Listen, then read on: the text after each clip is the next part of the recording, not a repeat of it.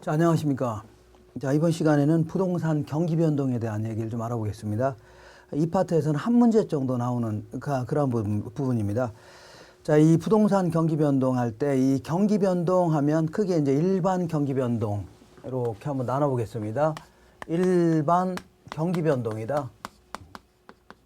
요거는 총체적인 어떤 국민 경제 활동 수준, 예를 들어서 뭐 국민 소득이라든가 인플레이션, 뭐 실업률이라든가 이러한 총체적인 활동 수준 자체가 좋아졌다, 나빠졌다를 반복한다는 얘기죠. 이거를 일반 경기 변동이다. 이렇게 한다면 이 중에서 이제 부동산만 덜렁 떼어내서 부동산에 관련된 경기 변동을 측정해 볼 수도 있을 겁니다. 이걸 뭐라고 하냐면 부동산 경기 변동 이렇게 해줍니다. 자, 보통 이제 일반 경기 변동은 그 측정한 학자에 따라서 크게 한 네 가지 형태로 이제 구분합니다. 먼저 거기 나와 있는 것처럼 키친 파동이다 해갖고 요거는 이제 키친이라는 그러한 학자가 얘기한 그러한 뭐 연구한 그 어떤 파동입니다.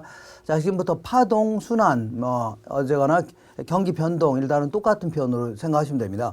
그래서 보통 키친 파동 같은 경우는 주기가 한 3에서 4년 정도 걸리는 그러한 소순환이면서 그 이유가 뭐냐면 재고가 변동되거나 이자율이 변동 이런 것 때문에 한 3, 4년 주기로 왔다 갔다 한다는 얘기죠. 이거를 키친 파동이다 이렇게 해줍니다. 그 다음에 이제 주글라 파동은 보통 한 8에서 10년 정도 걸리는 그러한 주된 파동을 얘기합니다. 그래서 보통 설비 투자가 원인이 돼서 발생하는 그러한 파동을 주글라 파동이다. 그 다음에 쿠즈네츠라는 사람은 한 20년 정도 주기로 움직이는 그러한 파동을 연구해 봤는데 요거는 경제 성장률이 변동되거나 아니면은 인구의 증감이 있다는 얘기죠. 그런 거에 따라서 20년 주기로 왔다 갔다 한다. 요거를 쿠즈네츠 파동이다. 이렇게 얘기합니다.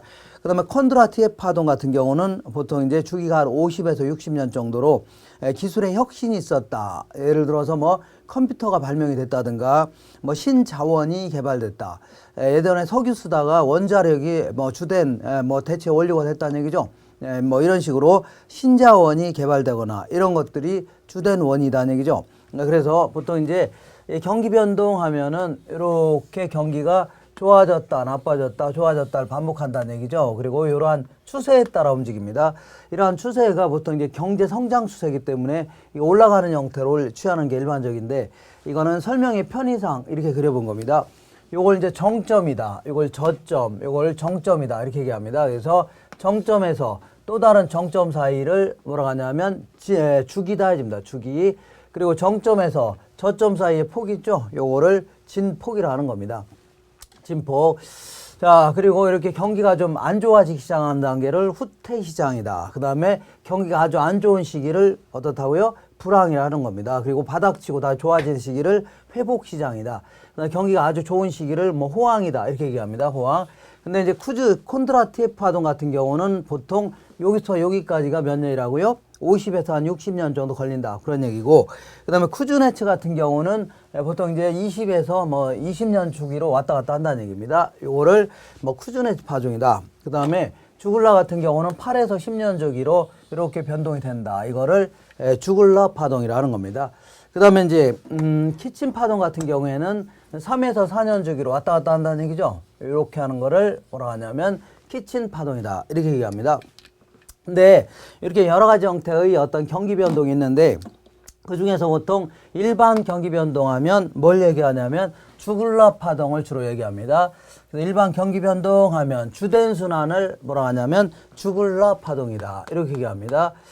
주글라 파동이다. 그래서 주기는 한 8에서 한 10년 정도 이렇게 걸리는 요거는 설비 투자가 원인이 돼서 발생하는 그러한 파동을 주글라 파동이다. 그래서 우리가 일반 경기 변동을 얘기할 때는 뭐 보통 이제 주글라 파동을 얘기한다. 이렇게 생각하시면 됩니다. 자, 그러면 왜 이렇게 한 8에서 10년 주기로 설비 투자가 원인이 돼서 이렇게 8에서 10년 주기로 왔다 갔다 이렇게 하나 보겠습니다. 한번 이렇게 생각해 볼게요. 자, 경기가 호황이다. 자, 경기가 호황이라는 얘기는 뭐예요? 자, 기업 하기가 좋다라는 얘기입니다. 기업 하기가 좋다. 뭐 기업 하기가 좋다는 얘기는 지금 생산량보다 뭐가 많다는 얘기예요? 생산량보다 소비하려는 양이 많다는 얘기죠. 그러니까 기업하기 좋다는 얘기 아닙니까? 이러한 시기를 일반적으로 호황이다 해줍니다. 그러면 호황일 경우는 기업 파이가 좋으니까 물건을 만들면 잘 팔린다는 얘기죠. 네, 그러면 투자를 늘리려고 할 겁니다. 설비 투자를 늘리려고 하겠죠. 네, 그러면서 생산을 자꾸 늘리려고 할 겁니다. 생산을 늘리려고 하고, 그러면 기계만 잔뜩 구입하면 뭐합니까? 사람도 있어야 될 거 아닙니까? 그래서 고용도 늘리려고 하고, 그 다음에 또한 회사는 장사가 잘 되니까 뭐 주가가 계속 올라갈 겁니다. 장사가 잘 되니까 기업에 투자를 많이 하려고 하니까 주가도 올라가고, 그 다음에 여기는 구성원들은 그 기업이 잘 되니까 소득도 막 늘어날 겁니다. 소득도 늘어나고, 그러니까 소득이 늘어나니까 뭐 어디 가서 쓸 돈도 많아지는 거죠, 시장에서. 그러니까 소비량도 많아지는 이러한 시기를 우리는 이름하여 호황이다, 이렇게 된다. 호황. 자, 근데 이제 아무리 호황이라 하더라도 설비 투자가 이제 늘어났으니까 우리가 어떤 공장이 있다면 공장에서 설사 물건이 조금 안 팔린다고 해서 그 근로자들한테 돈도 안 주면 놀리면서 월급을 줄 수 없는 거죠. 그러니까 일단 그 설치된 시설물들, 공장 같은 경우는 계속 돌아갈 수밖에 없다는 얘기입니다. 그냥 아침에 출근해서 계속 하루 종일 물건 만들다가 퇴근하고 그럴 거 아닙니까? 그러다 보니까 이미 만들어 놓은 설비 투자 때문에 언젠가부터는 생산량하고 뭘 비교해 봤을 때요? 소비량을 비교해 봤을 때 뭐가 더 커진다고요? 생산량이 더 커지는 시기가 올 겁니다. 이 설비 투자를 계속 늘리다 보니까 계속 공장은 뭐 주기적으로 돌아가는 거 아닙니까? 아침부터 저녁 때까지. 그러다 보니까 언젠가부터는 생산량이 많아지니까 재고가 누적되기 시작한다. 자, 안 팔린 물건이 쌓이기 시작한다는 얘기죠. 그러다 보니까 뭐 설비 투자를 새롭게 하려고요? 안 하려고요? 안 하려고 하겠네요. 그나마 있는 설비 투자도 감축을 시킬 수밖에 없다는 얘기입니다.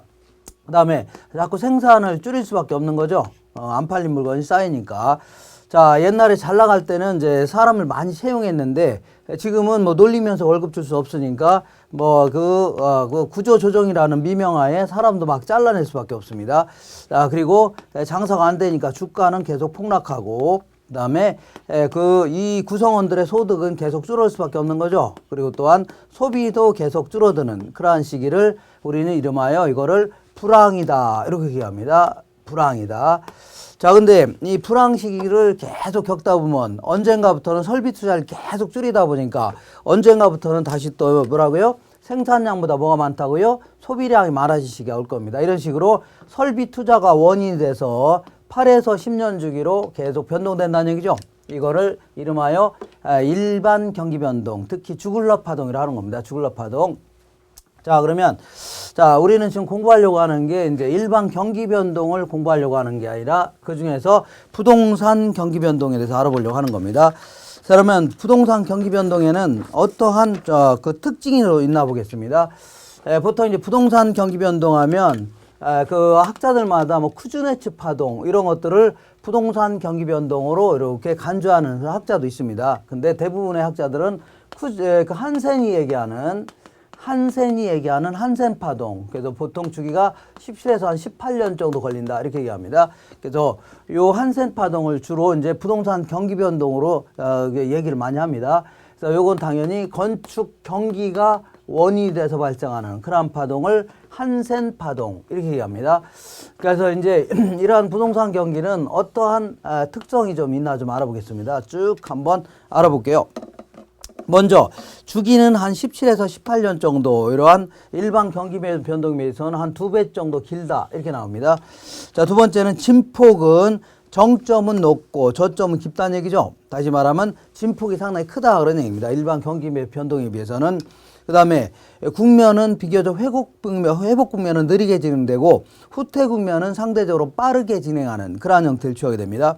그 다음에 타성기간이라는 표현 자체는 어떠한 충격을 가했을 때 반응하는 시간차, 이런 것들을 타성기간, 이렇게 해주는데, 보통 이제 부동산 경기 같은 경우는 타성기간이 일반 경기에 비해서는 상당히 느리게 이렇게 반응하는 그런 형태를 취하게 됩니다. 상당히 뒤처진다는 얘기죠, 시간차가. 자, 지금까지 한 이유는 전부 다 이 일반 경기 변동에 비해서는 상당히 민감하지 못하게 반응하기 때문에 이런 형태가 나타나는 겁니다. 예를 들어서 이렇게 주글러 파동이 이렇게 좀 규칙적으로 이렇게 진행한다, 이렇게 쳐볼게요. 이런 추세에 따라 움직인다면, 자, 그러면 이렇게 자른다면 이러한 시기를 우리는 불황이라고 하는데, 우리도 그 대표적인 불황 사태를 겪은 적 있죠. 여기 이제 대표적으로 IMF 때입니다. IMF 때는 뭐 그 물건의 지질이 안 팔리니까 대기업들이 무너지기 시작하면서 연쇄 부도로 이어지는 거 아닙니까? 그리고 고용은 실업률은 막 어마어마하게 했었습니다. 그리고 주가는 500선이 무너지면서 폭락했고 주택 경기는 최악이었습니다. 자, 이러한 시기를 우리는 IMF 때다 이렇게 얘기할 수 있는데, 자, IMF를 극복하기 위한 다양한 정책을 내놓으면서 바닥치고 다시 좋아지려고 한다는 얘기죠. 그러면 일반 경기를 주도하는 게 뭐예요? 일반 기업들이죠. 일반 기업들은 곧바로 뭐라 하면 돼요? 생산을 늘리면 될 겁니다. 놀리고 있는 시설물을 다시 재가동해 갖고 사람도 바로 채용해서 바로 생산량을 늘리면 될 거 아닙니까? 근데 이제 이 당시에는 주택 경기라든가 부동산 경기도 최악이었습니다. 그래서 무진장 하락했고, 그 다음에 거래도 거의 없었고, 건설 경기는 아주 어마하게 침체기였다는 얘기죠. 그러다가 이제 다시 바닥치고 좋아지려고 할 거 아닙니까? 그러면 이때서 뭐라는 거예요? 건축 허가도 맡아야 되고, 착공도 해야 되고, 완공도 해야 될 거 아닙니까? 그러다 보니까 남들은 바닥치고 좋아지고 있는데 얘는 아직까지도 바닥을 향하고 있다는 얘기죠. 그리고 또한 자, 착공해서 완공까지는 시간이 꽤 걸리니까 상당히 느린 형태로 이렇게 진행합니다. 그러다 보니까 일반 경기 변동에 비해서는 보통 이제 주기가 한 2배 정도 길다 이렇게 얘기합니다. 그리고 또한 이 진폭 또한 크다. 그리고 상대적으로 이렇게 후퇴 국면은 빠르고 회복 국면은 느린 형태로 이렇게 진행합니다. 이렇게. 그 다음에 일반 경기에 비해서는 상대적으로 타선 기간이 길다. 어떤 충격에 반응하는 정도가 상당히 느리다. 이렇게 얘기합니다. 타선 기간이 길다. 그 다음에 국지성이라고 해서 보통 이제 이 부동산은 어떤 부동성이라든가 지역성 이런 특성을 갖고 있기 때문에 보통 국지성이다 해갖고 지역마다마다 다 다르게 나타날 수 있는 겁니다. 뭐 서울 다르고 부산 다르고 광주 다르고 다 다를 수 있는 겁니다. 다만 지역적 국지적으로 나타나서 전국적으로 광역적으로 확대되는 현상은 왕왕 나타납니다. 예를 들어서 강남에서 시작해서 거기서 어디로요?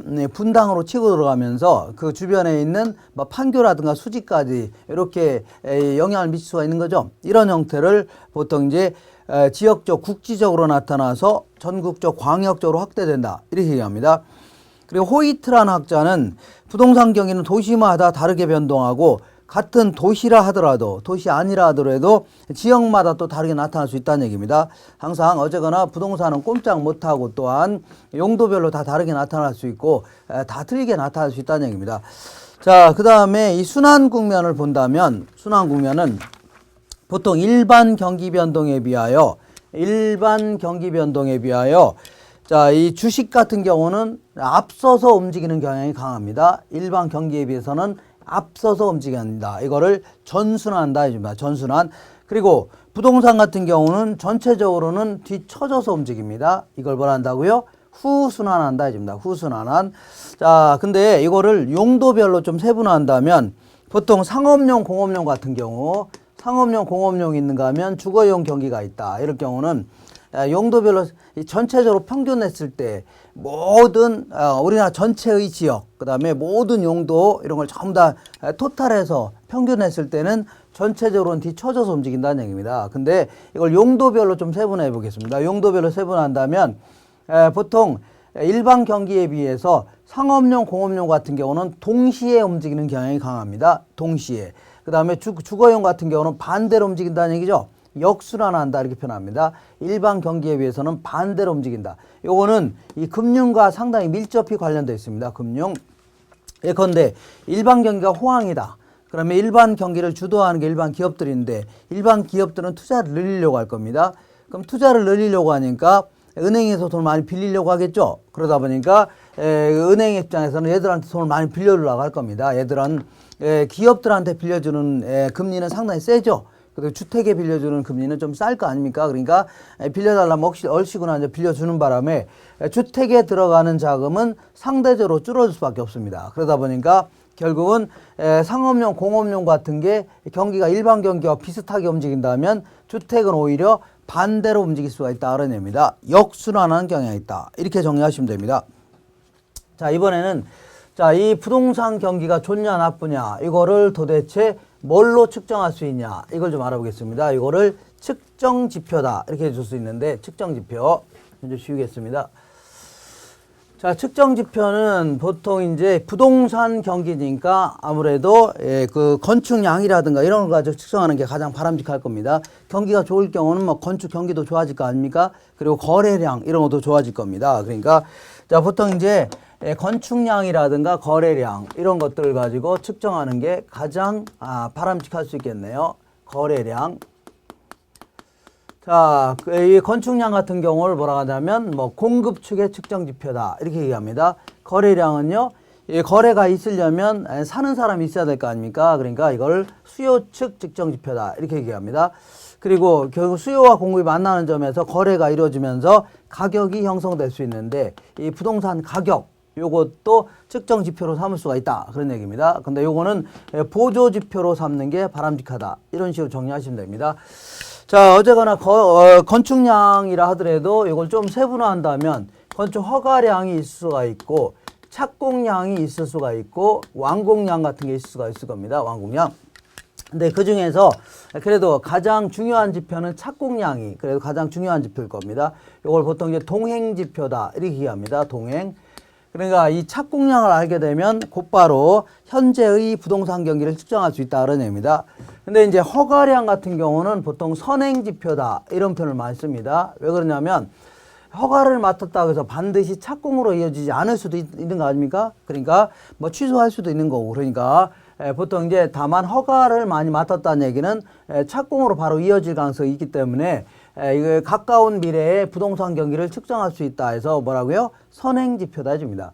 그리고 완공 같은 경우는 보통 후행 지표다 이런 표현을 많이 쓰는데 왜 그러냐면 요거는 이제 보통 완공되기 전에 분양은 거의 끝나는 거 아닙니까? 그러니까 그런 의미에서 가까운 과거의 부동산 경기를 측정할 수 있다 해서 이거를 후행 지표다 이런 표현도 씁니다. 그 다음에 이제 거래량 같은 경우는 그래도 가장 중요한 지표가 뭐 주택 거래량 이런 게 그래도 가장 중요한 지표가 될 겁니다. 주택 거래량. 자, 이런 것들을 뭐라 하냐면 동행 지표다 이렇게 얘기합니다. 자, 이 거래량을 알게 되면 곧바로 부동산 경기를 측정할 수 있다는 얘기입니다. 근데 이런 경우도 있겠네요. 택지를 뭐 조성하거나 아니면 택지의 뭐 분양 실적이라든가 이런 것들도 일종의 거래는 거래니까 뭐 그 어떠한 뭐 택지를 조성하려면 택지 구입해야 될 거 아닙니까? 그 다음에 택지를 팔았다든가 이런 걸 분양 실적이라 하는데 얘네들은 일종의 어떤 선행 지표로 삼아야 됩니다. 선행 지표로 삼는다는 얘기는 택지를 뭐 조성했다, 분양했다고 해서 곧바로 거래로 이어지는 건 아니죠. 근데 택지를 자꾸 거래가 많아진다는 얘기는 아무래도 거기다 건물 지어서 나중에 팔려는 양이 많아질 거 아닙니까? 그런 의미에서 이거를 앞으로 주택 거래량이라든가 상가 거래량이 많아질 걸로 예상할 수 있는 거 아닙니까? 그런 의미에서 선행 지표다 해줍니다. 그 다음에 얘를 왜 보조 지표로 삼냐면 일반적으로 가격은 이렇게 그 경기가 좋다. 경기가 뭐 좋아지고 있다. 그러면 가격도 올라가는 게 일반적입니다. 왜 그러냐면 경기가 좋다는 얘기는 건설업 하기가 좋다는 얘기죠. 그러니까 건설업 하기가 좋다는 얘기는 현재 생산량보다 소비량이 많기 때문에 그런 겁니다. 그러다 보니까 가격도 일반적으로 올라가는 게 일반적입니다. 살려는 사람이 많아지니까.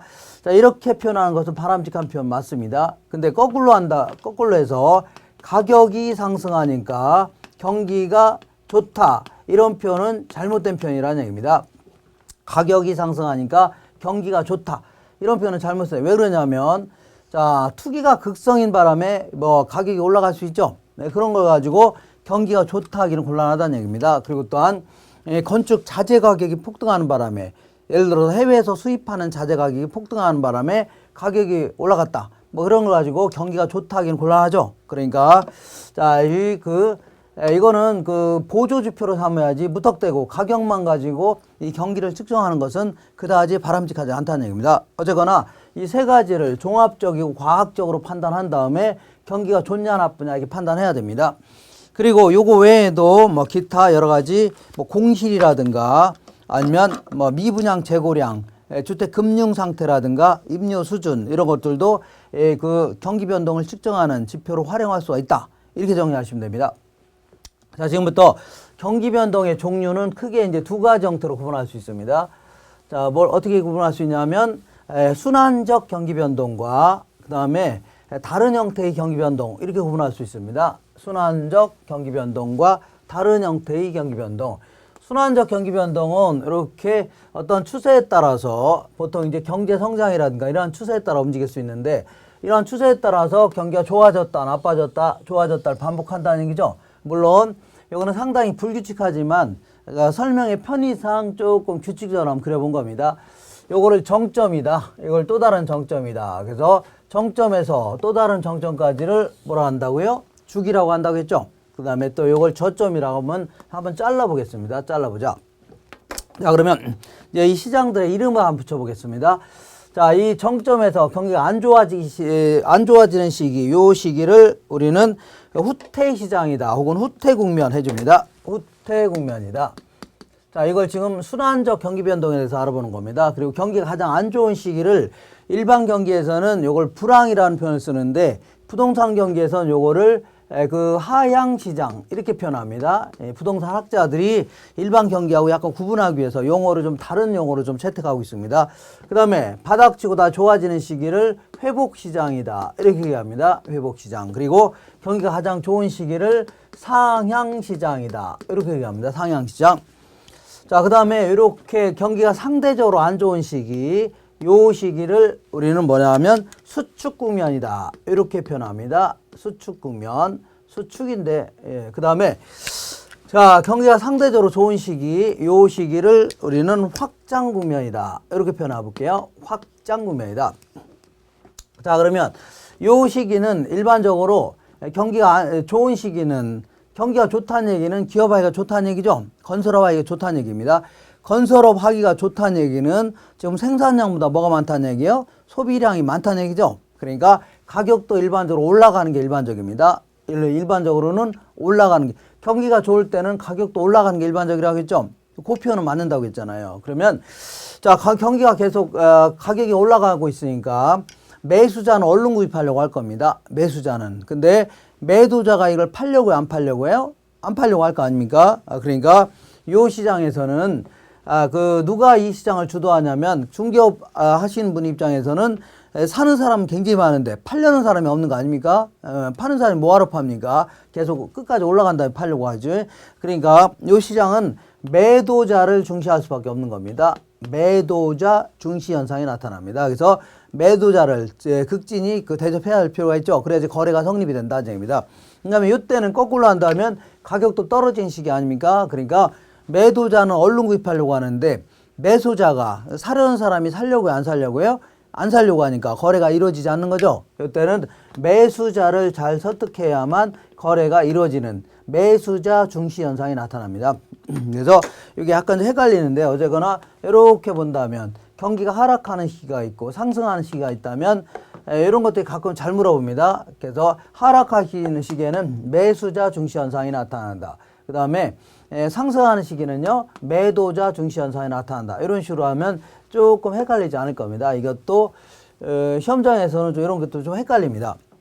그 다음에 자, 보통 이제 이 감정평가를 아직 공부를 안 했는데 자, 요쯤에서 어떤 부동산의 가치를 판단하려고 한다고 쳐볼게요. 그러면 과거에 거래했던 한 6개월 전에 거래했던 6개월 정도에 거래했던 사례들은 다 높았던 가격일 겁니다. 그래서 높았던 가격에서 출발해서 내려가는 추세이죠. 그러니까 과거에 거래했던 사례들은 다 상한 가격이 될 겁니다. 얘보다 높은 가격이겠죠. 이걸 반영해 가면서 평가하라는 얘기입니다. 거꾸로 한다면 이 시장에서는 과거에 거래했던 사례들은 다 낮았던 가격이 일반적일 겁니다. 하한 가격이다. 그래서부터 올라가는 추세겠죠.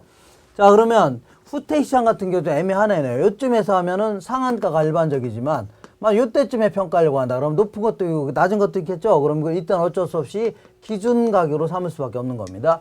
이것도 마찬가지로 요때쯤 판단하면 하한 가격이 되겠지만 요때쯤에 판단한다면 낮은 것도 있고 높은 것도 있겠죠. 기준 가격으로 삼을 수밖에 없다는 얘기입니다. 이렇게 좀 정리하시고 그 다음에 자, 어떤 이제 이렇게 본다면 이거는 같이 가는 지표가 있고 지표 중에 같이 가는 지표가 있고 반대로 가는 지표가 있습니다. 그래서 같이 가는 지표는 아까 얘기한 측정 지표를 그대로 써놓으면 됩니다. 써놓으면 건축 허가량, 착공량, 그 다음에 완공량, 그 다음에 택지 분양 실적이라든가 택지 분양 실적, 그 다음에 주택 거래량, 주택 거래량이라든가 부동산의 가격 이런 것들은 보통 같이 가는 지표입니다. 아까 측정 지표를 그대로 써놓으면 됩니다. 그리고 이제 반대로 가는 측정 지표도 있는데 얘는 예컨대 무슨 공실이라든가 공가율 이런 것들 이런 걸 반대로 갑니다. 공실이라는 것은 임대주택 중에 빈방이 차지하는 비율 이거를 공실률.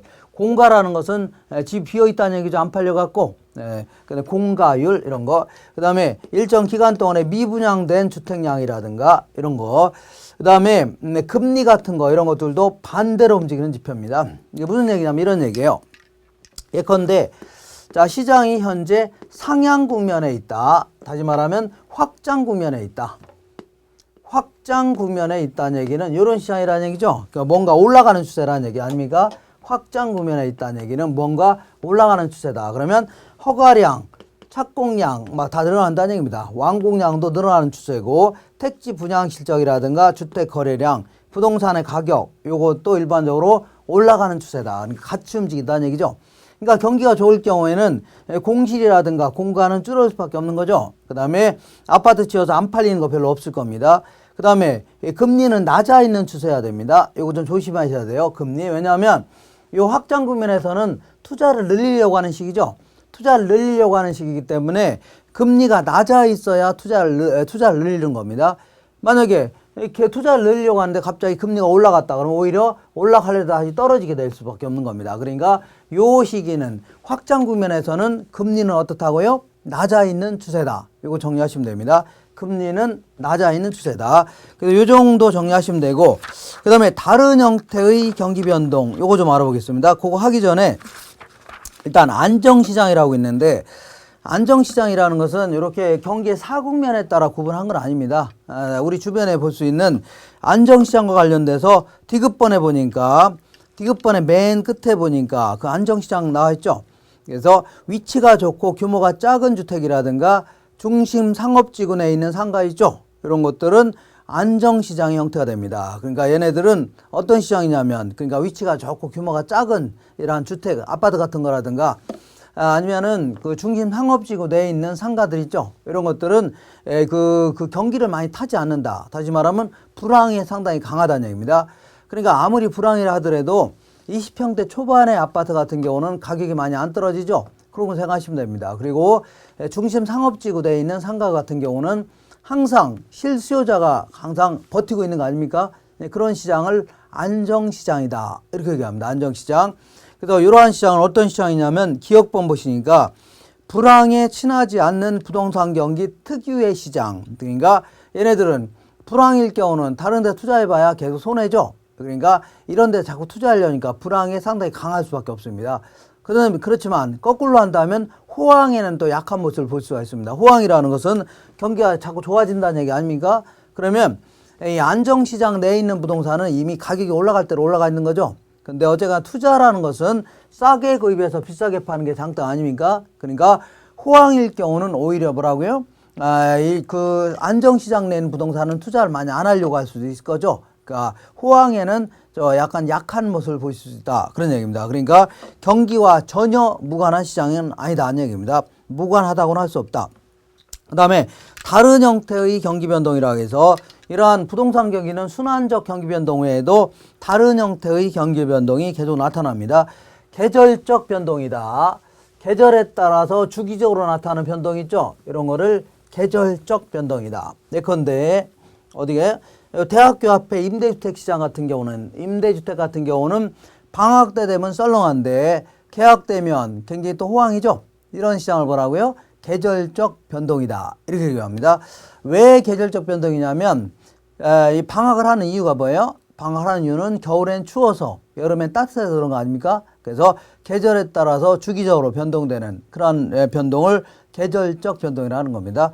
봄, 가을에 뭐 이사철에 경기가 약간 좋아지는 거 있죠? 이런 걸 전부 다 계절적 변동이다. 그 다음에 자 장기적 변동은 이거는 인근 지역의 수면 현상이다 해서 감정 평가론 할 때 다시 한번 정리해 볼게요. 자, 어떤 지역이 신개발되거나 재개발된다면 자, 부동산이라는 게 건물 자체가 뭐 마르고 닳도록 그러니까 1000년이고 100년이고 깨끗한 주택이 될 수는 없는 거죠. 시간 지남에 따라서 계속 낡고 노후화될 겁니다. 그러면서 자 이렇게 처음에는 신개발되거나 재개발되면 가격 상승률이 최고입니다. 그러다가 가격 수준이 최고고 그 다음부터 가격이 어느 정도 지나면 하락하기 시작합니다. 그러면서 재개발에 대한 기대심으로 오르락내리락 하다가 떨어지겠죠. 그럼 여기서 또다시 재개발된다면 이런 식으로 진행할 겁니다. 이런 식으로 요거를 인근 지역의 수명연상이라 하는데 인근 지역의 수명연상에 따라서 발생하는 그러한 변동을 장기적 변동 이렇게 표현합니다. 그 다음에 무작위적 변동은 그야말로 무작위적으로 움직인다는 얘기입니다. 랜덤 이렇게 해서 뭐 지진이 났다든가 홍수가 났다든가 뭐 갑자기 전쟁이 났다든가 정부의 갑작스러운 정책 변경 때문에 갑자기 변동될 수 있는 거 아닙니까? 이런 거를 무작위적 변동이다 이렇게 표현합니다. 자, 이렇게 좀 정리하시고 확인 예제를 한번 보겠습니다. 부동산 경기 변동에 관련된 설명으로 틀린 것은 1번에 부동산 경기는 도시별로 다르게 변동할 수 있고 같은 도시라도 도시 안의 지역에 따라서 다른 변동 현상을 나타낼 수 있다는 얘기죠. 호이트라는 사람이 얘기한 것처럼 도시 안이라도 이 지역과 이 지역은 차이가 날 수 있고 주거지역과 상업지역 차이가 날 수 있고 다 차이가 날 수 있다는 얘기입니다. 자, 2번 보시면 총부채 상환 비율 규제 완화 후에 총부채 상환 비율이라는 것은 어떻게 소득 대비해 갖고 소득 대비해서 은행에다 갚는 돈이 너무 많은 사람들은 나중에 못 갚을 가능성이 높다는 얘기죠. 근데 이걸 완화시킨다는 얘기. 그러니까 그때는 돈을 조금 빌려주겠다는 얘기고 나중에 금융론에서 다시 정리하기로 하고 할게요. 그때. 그 다음에 만약에 그 완화시킨다는 얘기는 총부채 상환 비율을 완화시킨다는 얘기는 결국은 돈 벌어갖고 은행한테 준 돈이 많은 사람이라도 돈을 빌려주겠다 그런 얘기입니다. 그러니까 결국은 돈을 많이 빌려주겠다 그런 얘기입니다. 그러면 완화 후에 주택거래 증가는 경기 변동 요인 중에 불규칙 변동 요인에 해당된다. 맞습니다. 이런 무작위적 변동 혹은 불규칙 변동이다. 이렇게 표현합니다. 자, 지금부터 무작위적 변동, 불규칙 변동 다 똑같은 표현입니다. 정부의 갑작스러운 정책 변경 이런 걸로 인해서 변동될 수 있는 거죠. 이런 거를 무작위적 변동이다. 이렇게 됩니다. 맞는 표현입니다. 3번에 보니까 부동산 경기는 각 주기별 순환 국면 기간이 일정치 않은 경향을 보인다는 얘기죠. 그러니까 경기 순환별로 이렇게 일정치가 않죠. 보통 회복 국면은 좀 느리게 진행되에 비하여 후퇴 국면을 빠르게 진행하죠. 그리고 또한 부동산마다 다 뭐 후순환하고 전순환하고 막 차이가 날 수 있다는 얘기입니다. 자, 4번에 보니까 봄, 가을에 반복적인 주택거래 건수 증가는 추세 변동 요인이다. 이게 틀렸네요. 봄, 가을에 주기적인 변동은 요거는 계절적 변동이라고 했죠. 그게 틀렸고. 그다음에 일반적으로 건축 착공량과 부동산 거래량 등이 부동산 경기의 측정 지표로 많이 사용된다. 맞는 거죠? 부동산 건축량이라든가 거래량 그리고 기타 뭐 부동산 가격 이런 것들이 주된 평가 지표다 생각하시면 됩니다. 자, 이렇게 해서 정답은 4번을 체크하시면 되고 그다음에 이 거미집 이론이라는 거에 대해서 알아보겠습니다. 자, 이 거미집 이론은 애초에 그 에치켈이라는 경제학자가 이 농산물 시장이 해마다 가격이 폭등하거나 폭락한다는 얘기죠. 그 이유를 설명하려다 보니까 나온 이론이 바로 마치 거미집처럼 보인다 해서 거미집 이론이다 해줍니다. 거미집 이론. 이걸 전개하기 위해서는 맨 먼저 이런 얘기를 해보겠습니다. 자, 우리 이제 수요 공급 이론을 할 때 공부한 것처럼 수요와 공급이 만나는 점에서 균형 가격과 균형 수량이 결정되는데 이렇게 자, 만약에 균형 가격 수준에서 이렇게 벗어나 있다고 쳐볼게요. 이렇게 벗어나 있다.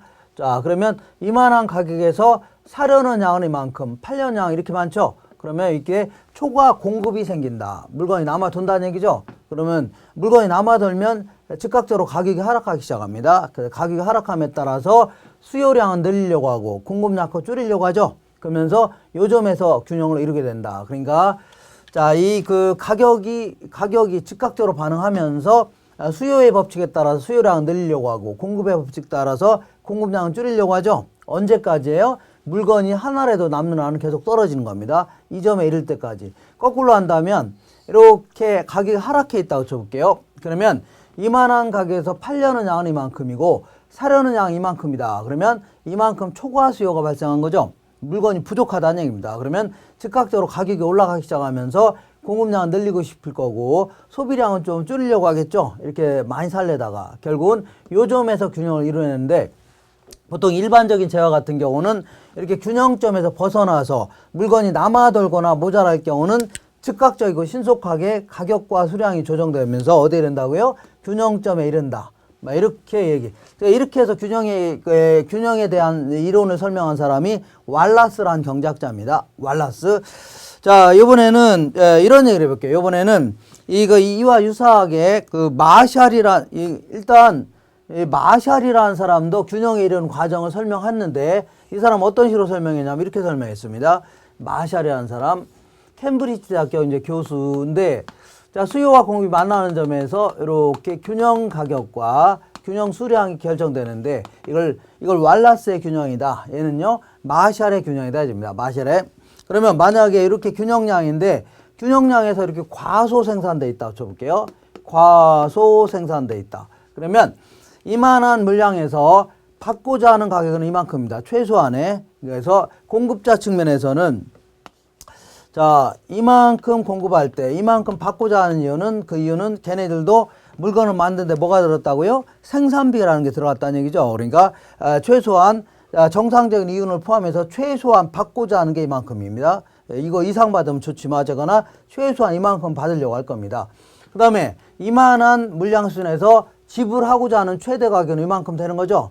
받고자 하는 최소한의 가격, 지불하고자 하는 최대 가격. 이건 또 무슨 얘기냐면 자, 소비자 입장에서는 수요 곡선이라는 게 뭐냐면 이만큼 구입할 때 단위당 최대한 이만큼 지불할 용의가 있다는 얘기입니다. 왜 이만큼 지불할 용의가 있냐면 자기네도 그 물건을 구입함으로써 얻을 수 있는 만족감 있죠? 효용 이런 거에 대한 대가로 최대한 지불하고자 한다는 얘기입니다. 그러면 이거보다 덜 지불하면 이문이 생기는 겁니다. 근데 자, 이 과소 생산되는 상태에서 자, 이 공급자는 받고자 하는 거는 이만큼, 지불하고자 하는 최대 가격이 이만큼이죠. 그러면 이 기업의 목표는 어디에 있다고요? 이윤의 극대화에 있는 겁니다. 그럼 당연히 가격을 올리려고 할 겁니다. 이렇게 올리려고 한다. 그러면 공급자는 요만큼만 받아도 이윤이 생기는데 정상적인 이윤이 생기는데 이만큼 더 받았죠. 그러니까 이걸 초과 이윤이라 하는 겁니다. 그럼 초과 이윤이 있는 곳에는 곧바로 생산을 늘리고 싶겠죠. 초과 이윤이 없을 때까지는 계속 늘리려고 할 겁니다. 그래서 일반 재화 같은 경우는 계속 공장을 재가동해서 얼렁얼렁 늘리면 될 거 아닙니까? 초과 이윤이 없어질 때까지. 그래서 곧바로 균형점에 이른다. 이렇게 얘기합니다. 반대로 이 과잉 생산돼 있다 쳐볼게요. 이렇게 과잉 생산돼 있을 경우는 이만한 물량 수준에서 받고자 하는 최소한의 가격은 이만큼이죠. 그 다음에 지불하고자 하는 최대 가격은 이만큼이다. 그러면 거래가 이루어져요? 안 이루어져요? 안 이루어진다는 얘기입니다. 그럼 그렇다고 해서 물건을 그냥 창고에 계속 쌓아놓을 수는 없는 거 아닙니까? 그러다 보니까 결국은 소비자가 원하는 대로 가격을 낮출 수밖에 없는 겁니다. 그러면 자, 이 공급자는 이 생산비에도 못 미치는 헐값에 받고 팔았기 때문에 이걸 초과 손실이 발생했다 해줍니다. 초과 손실. 그러면 이 손실이 발생하는데 생산량을 계속 늘리면 돼요, 안 돼요? 오히려 얼른 줄이려고 할 겁니다. 어디까지요? 그 초과 손실이 없어질 때까지는 얼른 줄이려고 할 겁니다. 뭐 야근 같은 거 안 하면 될 거 아닙니까? 며칠 쉬면 될 거 아닙니까? 이런 식으로 얼른 생산량을 줄이려고 할 겁니다. 자, 이걸 누가 이렇게 해서 결국은 균형점에 이른다. 이렇게 설명한 게 누구냐면 이 마샬이라는 경제학자입니다. 마샬. 근데 우리 농산물 시장을 보겠습니다. 농산물 시장에 보면 이거는 2013년입니다. 2013년. 얘는 2014년. 얘는 2015년이라고 쳐볼게요.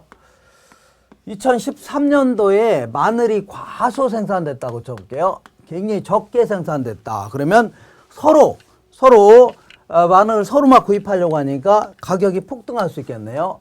가격은 폭등할 수 있다. 그러면 마늘 농사 진 사람은 엄청나게 큰 돈을 버는 거 아닙니까? 그러다 보니까 가격이 오르면 생산량을 늘리고 싶은데 곧바로 늘릴 수 있다고 없다고요? 마늘 같은 경우는 1년 동안의 생산 기간이 존재하잖아요. 그러니까 늘리고는 싶어도 바로 늘릴 수는 없다는 얘기죠. 그러면 2013년도에는 가격이 폭등한 상태에서 끝났다는 얘기입니다. 그러면서 2014년도에 보니까 너도 나도 뭘 하겠어요? 마늘 농사 진 사람은 큰 돈을 벌었으니까 너도 나도 집으로 가면서 2014년도에 집에 가면서 나도 내년에는 뭘 심어야 되겠다고요? 마늘 농사 지어야 되겠다. 속으로. 근데 한 사람만 그렇게 생각한 게 아니라 모든 사람들이 이렇게 속으로 생각하면서 집에 갔다는 얘기입니다. 그러다 보니까 2014년도에 마늘이 출하되는 시점에서는 마늘이 과잉 생산되면서 물건이 남아 돌았다는 얘기죠. 그러면 가격이 폭락하는 현상이 발생했겠네요. 폭락. 급기야는 그 심어놓은 마늘마저 수송비가 더 많이 들어가니까 오히려 다 갈아치우는, 그러니까 불도저로 밀어서 그냥 버리는 사태까지 발생했다는 얘기죠. 그러니까 자, 가격이 폭락하니까 결국은 농협에서 빌린 돈도 못 갚는 거 아닙니까? 그러니까 아주 막 울상이 됐겠네요. 쫄딱 망한 거 아닙니까? 그러면 자, 그 가격이 하락하면 생산량을 줄이고 싶은데, 자, 이 곧바로 줄어드는 게 아니라 뭐라고요? 사람은 이렇게 생각했을 겁니다. 내가 내년도에 마늘 농사 지었다가는 내가 인간이 아니다, 이런 식으로 생각했을 거 아닙니까? 예를 들어서 그러니까 이게 한두 사람이 그렇게 생각한 게 아니라 너도 나도 이렇게 속으로 생각했을 겁니다. 그러다 보니까 다음 연도에 마늘 농사 지은 사람이 거의 없었다는 얘기입니다. 그러다 보니까 다음 연도는 또다시 과소 생산되면서 가격이 어떻다고요? 폭등하는 현상이 발생했다는 얘기입니다. 이런 식으로 해마다 가격이 폭등하거나 폭락하거나 폭등하는 현상이 반복된다.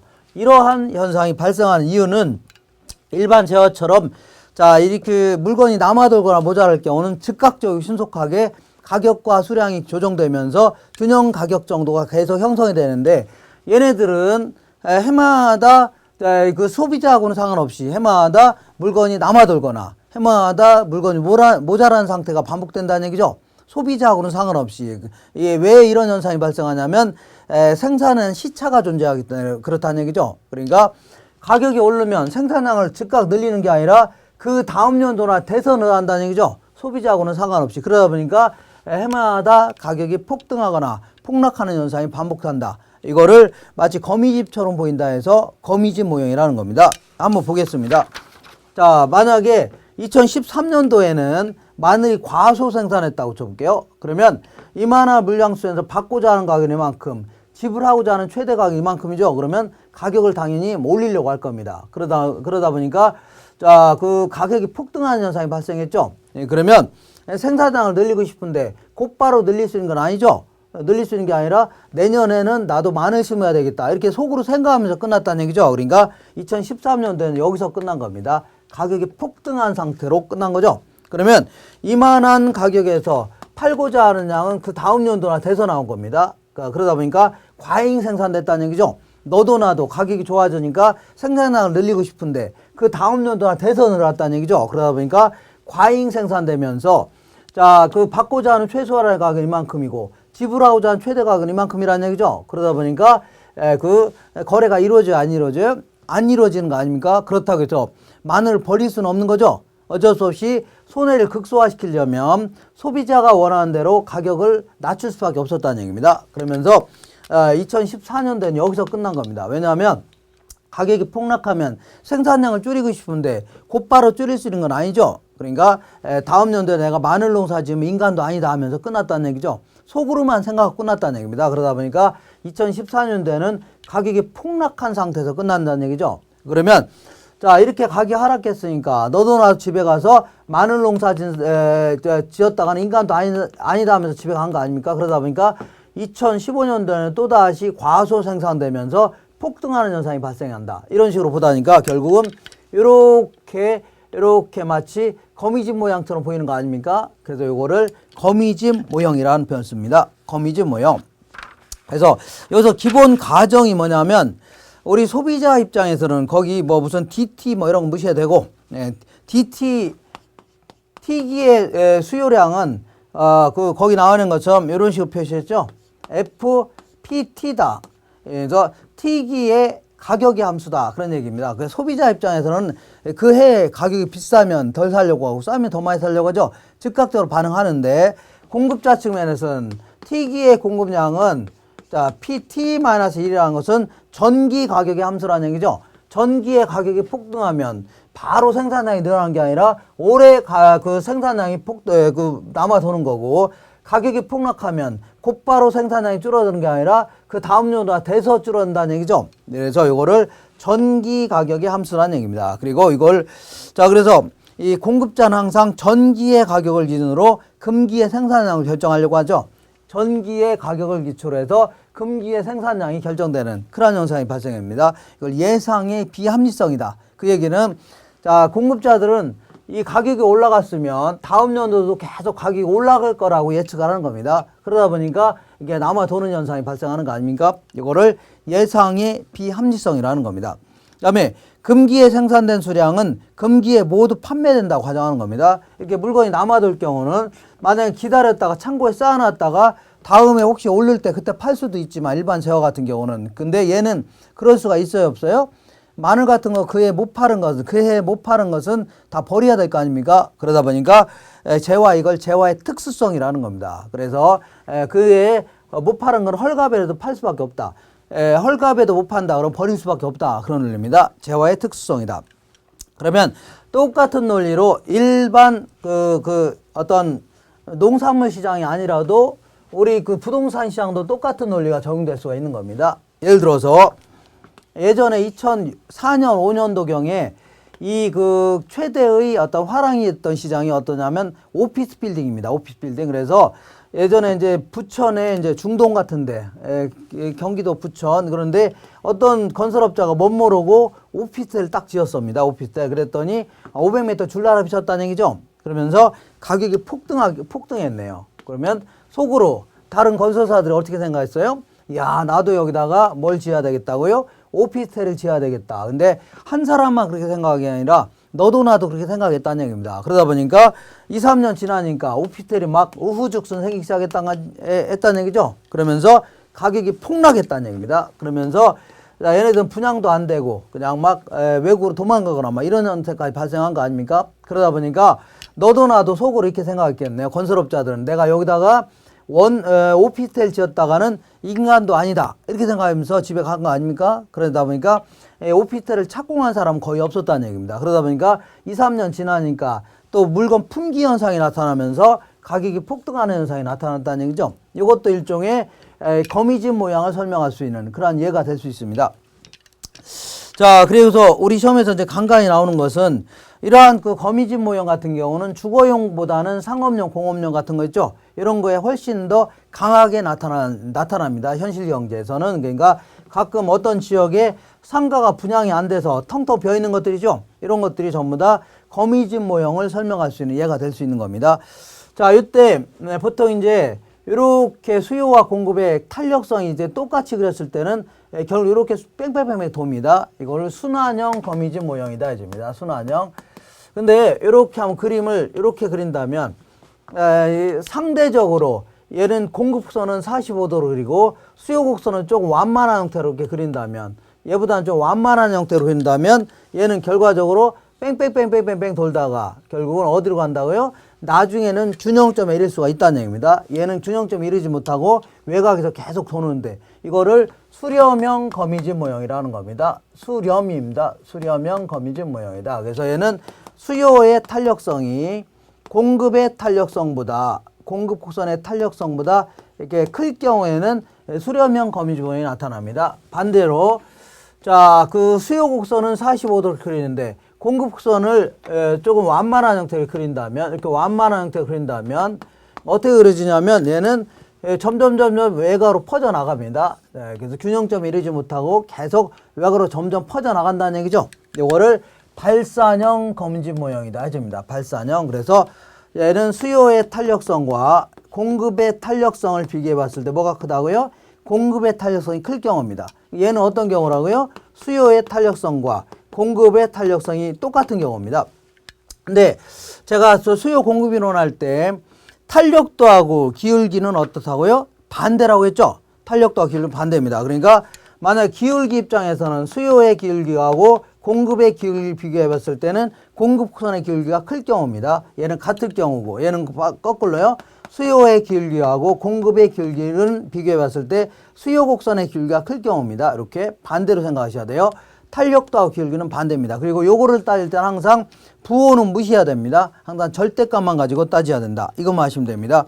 확인 예제를 한번 보겠습니다. 다음과 같은 조건 하에서 거미집 이론에 따를 경우에 수요가 증가하면 A 부동산과 B 부동산의 그 모형 형태는 보니까 A 부동산 같은 경우는 부호 무시하라고 했죠. 수요 곡선의 기울기는 0.3, 공급 곡선의 기울기는 0.7이니까 공급의 기울기가 큰 경우죠. 그러니까 이거는 수렴형입니다. 그 다음에 B 부동산 같은 경우는 수요의 기울기는 0.5, 공급의 기울기도 0.5다. 둘 다 똑같다는 얘기죠. 그러면 얘는 순환형 거미줄 모형이 됩니다. 자, 이렇게 해서 이 정도 정리하시면 될 겁니다.